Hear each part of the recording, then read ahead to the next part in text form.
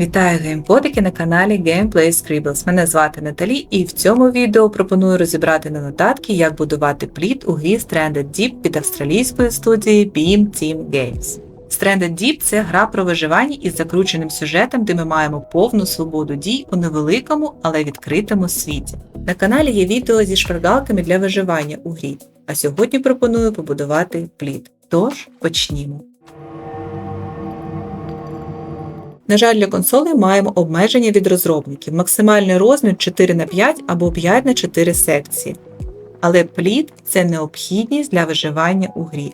І хоча на початку проходження доступний надувний човен, він є ненадійним. Замалий для перевезення ресурсів та ще й легко перевертається великими акулами, які плавають між островами у відкритих водах. Тому як тільки дісталися з землі, починаємо збирати ресурси. Раджу одразу будувати плід з надійною основою. У меню будівництва представлено 3 види. Всі ці компоненти заховані на затонулих кораблях. Перша основа крафтиться з жовтих буїв. Після того, як розбили сітку, ловіть кулі, бо розпливуться по всіх островах. Буї легко складаються в рюкзак. Другий варіант для основи – це автомобільні шини.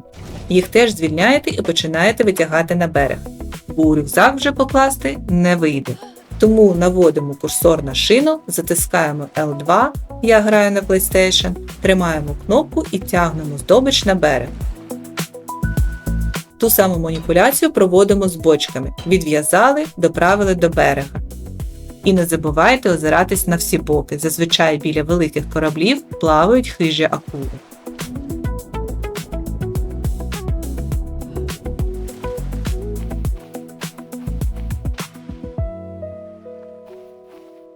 Наступним кроком створюємо або знаходимо молоток. Молоток, як і багато інших корисних інструментів та матеріалів, заховано на затонулих кораблях. Далі крафтимо мотузку з листя юки або з маленьких пальмових кущів. І готово! Створюємо першу основу. Будувати раджу на суші, бо плід без якоря дуже швидко попливе без вас. Тому обираємо нерівний ландшафт і будуємо. Зверху на основу надбудовуємо підлогу. Тут теж є кілька варіантів. Найпростіший – зробити з деревини. Одна частина готова, переходимо до наступних. Чому це важливо?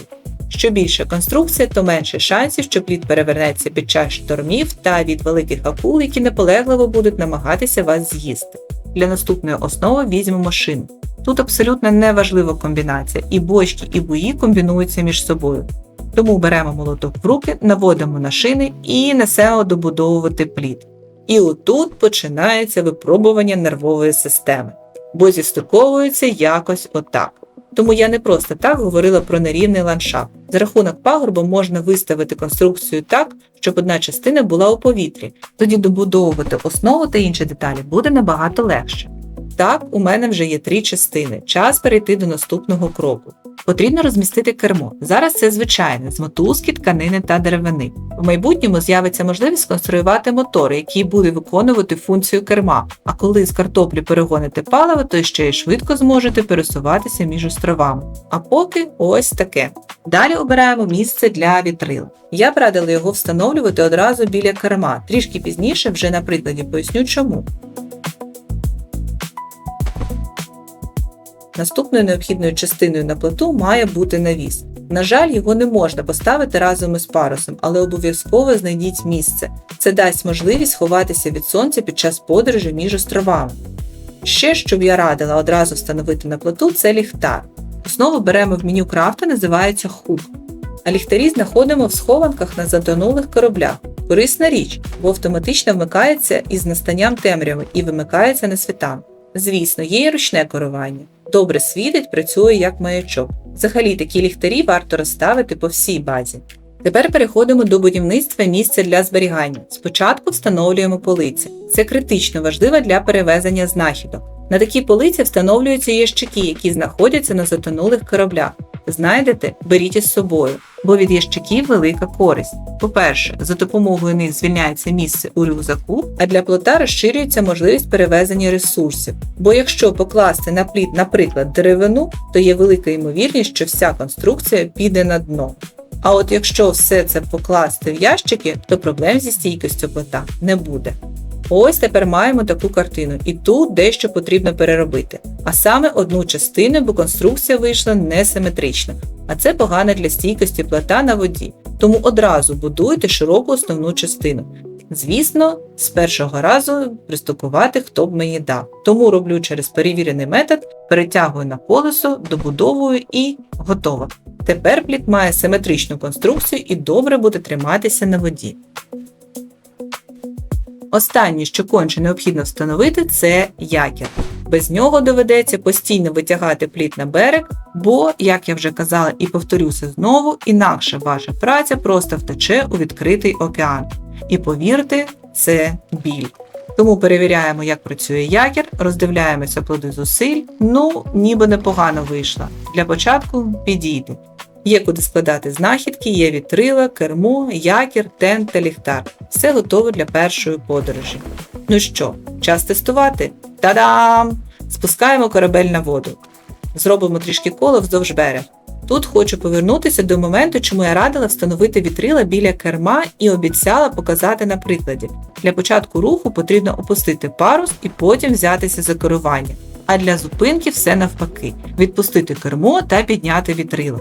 Іноді буває досить складно скерувати дії, особливо біля берега. Сильні вітри можуть швидко розвертати плід, тому я б радила мати доступ до вітрил під час керування плотом. Так, не відпускаючи кермо, можна зупиняти та запускати рух. Трішки поплавали, протестували, все працює. Я зазвичай зупиняюсь прямо біля берега, щоб мати можливість одразу заходити на плід. О, бачите, яка течія? Як швидко розвертається конструкція, але не страшно, бо у мене є якір. От такий базовий плід раджу майструвати для початку подорожі островами. І, звісно, за можливості розширювати або перебудовувати. На цьому моменті хочу поділитися тим, як виглядає мій плід після багатьох годин у грі. Ось така махіна для перевезення ресурсів. Якір я поставила попереду, одразу на лінії з кермом, бо це зручно. Далі тент, який, як я вже казала, захищає від сонця. Зазвичай така небезпека десь опівдні і триває кілька годин. Потім у мене 4 вітрила. Пам'ятаєте, я говорила про керування? І що більше конструкція, то важче з нею впоратися, особливо біля берега. Так от, ці 4 вітрила відповідають за напрямки вперед, назад, вправо, вліво. А перед ними я встановила кермо з мотором. Так я маю доступ до всіх 4 вітрил, і мені не потрібно нервувати через вітер та хвилі. Потрібно назад, запустила відповідне вітрило. Потрібно вперед, тоді те, що одразу попереду. І так далі. Зручно, підвищує маневреність. Також на плиті є ліхтар, який керується ручним режимом і реагує автоматично на зміну дня та ночі. І неймовірна кількість ящиків. Взагалі, я майструвала плід з розрахунком на те, що зможу побудувати на ньому базу та мандрувати між островами. Але на основу не встановлюється ні опріснювач, ні коптильня. До того ж, протягом проходження доведеться облаштовувати верстати та грядки, тому одразу придивляйтесь до локації, яка стане для вас базою. Ось, в принципі, і все, про що я хотіла розповісти в цьому відео. На цьому буду завершувати. Сподіваюсь, мої нотатки допоможуть у ваших подорожах світом гри Stranded Deep. Пишіть в коментарях, чи грали ви в цю гру, що сподобалось, що не сподобалось, які цікавинки знайшли в Stranded Deep. Буду вдячна за вподобайку та підписку. На цьому обіймаю, зустрінемось в нових ігрових світах з новими шпаргалками.